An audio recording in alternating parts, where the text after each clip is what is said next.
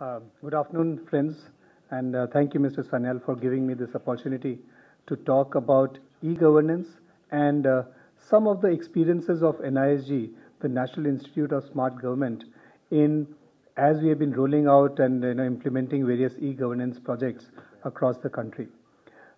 We will talk, in this presentation, I'll talk of some of our experiences and some of the challenges and issues that we come across as various IT projects, e-governance projects are implemented in various parts. First of all, let's understand what governance or what good governance stands for. You know, overall, the objective of governance is to bring down. First of all, governance is to become as least governance as possible. Let there be more deregulation, etc. Right sizing. It has to be customer centric. Right? You are talking about the consumers, the citizens, what kind of needs they have got, and that has to be kept at the center of all our governance projects. And there should be more of participative governments, inclusion, communication, etc. That has to be taken into account. So anytime we are talking of transformation in a government's project, I think these are some of the factors which have to be kept in mind. So e-governance typically stands for all government services accessible to the common man in his locality, close by, through a one-stop shop, convenience, efficiency, transparency, and reliability. So in a way, these are the factors which are kept in mind in various transformational projects which are undertaken when e-governance is getting implemented. Because if you do not take care of this, you have issues of this nature. You have great buildings, nice buildings, but inside that you have a lot of clutter. You're not able to locate any information effectively. We were talking about how many meters there are in this country, and trying to find out and get any meaningful information when information is stored in this manner, you can understand what a mammoth task it would be. And any e-governance project, there are four major pillars, four major aspects which have to be kept in mind: process, people, technology, and resources. And in a way, each of these have to be taken into account. What are the processes? Right? Is it just you are taking care of whatever is the current situation, or are you transforming the entire procurement and the other aspects of that e-governance project?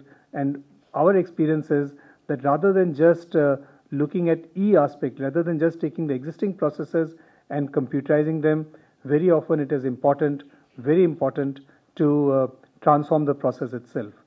Of course, people is a very important aspect. There is a political will is needed, officials who have to be very committed about this, etc. So we don't want to go more into the people aspect. Technology is a challenge. There are a lot of solutions getting used, but do we have the proper architecture? Are there standards? Is the infrastructure there, etc.? So technology challenges do play a very important role, and of course the resources, budgets, private sector, public sector. How do we make all the stakeholders come together and ensure that the e-governance project is a success?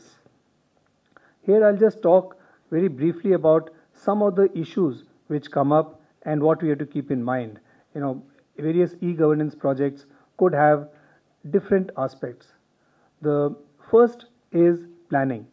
If you have not planned it effectively, I think no project can be successful. If you don't plan it, you are bound to make sure that it is going to be a failure. So planning, conceptualization, what we are trying to achieve are very important. Your objectives must be very clear. The risk assessment has to be taken care, and all that has to be adequately addressed to ensure that the project will go through successfully. Very often we go in for a mission impossible. We try to do everything, and we think that everything can be just done by bringing in a consultant, and everything, magic will happen. So there are issues of ground realities. What are the international benchmarks? What has been done? What are the things we have to keep in mind? So I think rather than attempting the mission impossible, try to see what all is achievable. Very often we don't understand effectively what governance stands for. There are centralized and decentralized situations. India being a federal country, we have to, it's not just enough to think of a solution at the central level. You have to see that it has to be implemented at the states, and whether there's enough buy-in at the state level or not is an important aspect. Bottleneck is always at the top, and I think what this is trying to say is that the top, the senior most leadership of that organization or that department must be committed to make this change happen, and unless there is enough incentive, enough commitment to make this happen, the project may not go through very successfully. So the commitment level and ownership at the senior management is very important. Very often, some e-governance projects are become more vendor-driven. We let the vendors do whatever they are trying to do, and unless there is ownership by the department, that may not also lead to the right e-governance projects. As I mentioned earlier, very often there's focus on doing the existing processes electronically rather than focusing on the governance, focusing on what we are trying to achieve, what is the citizen, what is the end user of that process, what he is trying to look at, and therefore, if you just take the existing processes which have been there for the last so many decades and just try to do them electronically, that may not really achieve the overall goal of e-governance. Employees are major stakeholders, and if you don't look after the interests and of the existing employees, that can have serious repercussions. They can be backlash, projects can be jeopardized because the stakeholders are not buying in and are not really committed to the success of the project. So those aspects have also to be taken care of, and I know of several projects where that is a very important element. It's not just sufficient to look at that this is the project. The existing people in the organization, their needs and interests and all also have to be taken into account. You can't build it all in one day. It takes time, so you have to plan for it, and trying to take years in deciding what is to be done and then wanting things to happen overnight will not really work.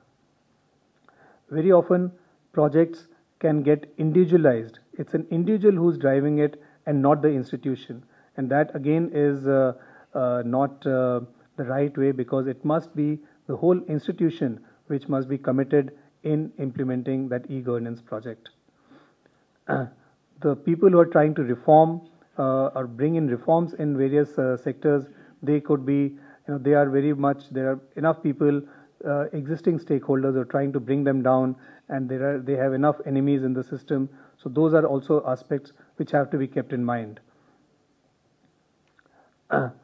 E-governance, you also have to be clear, are you looking at the front office or the back office? Front office is where you're interfacing with the consumers, with the industry, etc. And back office is where you're looking at more efficient utilization, more efficient working of the department by itself. So I think, again, both of these things are important. It's not just that this is front office or back office.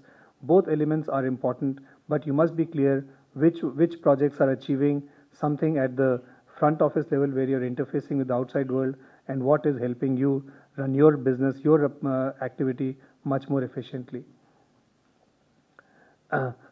Very often the business model is not looked at.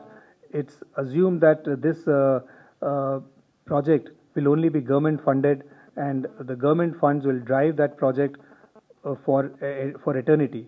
And we have to look at all e-governance projects, because there is going to be a ongoing cost which will be involved. There can be a one-time budget which could be allocated, but that cannot be the ongoing activity. So we have to look at a business model in various e-governance projects, and can that really sustain not just beyond the initial 2-3 years of funding, but can it be a sustainable business model itself? That's an important element. Media hype. Is it more of just getting a lot of media hype? Is it just that it looks good, or does it really make a difference? So very often media and their whether media thinks highly of it, and getting a lot of media hype becomes at times an important element, but we have to again keep our overall objectives in mind. If you don't have the governance in mind,